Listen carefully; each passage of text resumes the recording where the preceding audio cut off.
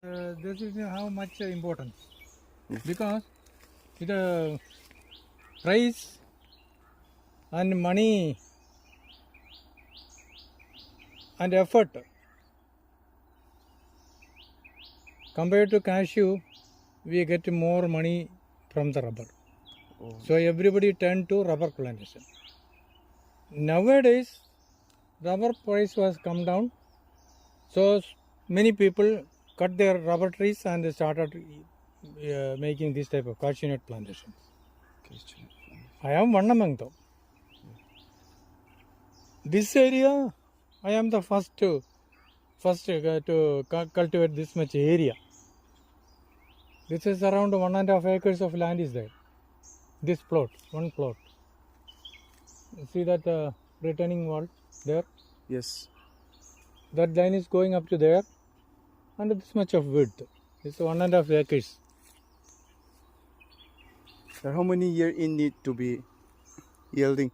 And this type of grafted one or budding and grafting method we use. Yes. But grafting is easy. These grafting trees will give yield within 3 years. But original seed, no? Yes. Seed will take 5-6 years to start yielding. Now, this is the easiest method. How is the process? Is it totally different with that of rubber, or is it similar, the process of It yielding? is entirely different. This is a different crop, no? Yes. Rubber plantation and maintenance work is different. This is another. We don't want to have much effort on this. In cashew, easy to maintain, less manure, less care.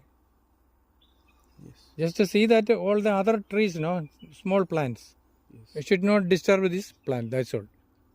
And then when it bears fruit, is the fruit is edible for the people, for human? Yes.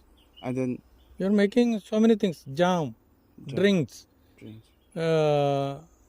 fenny.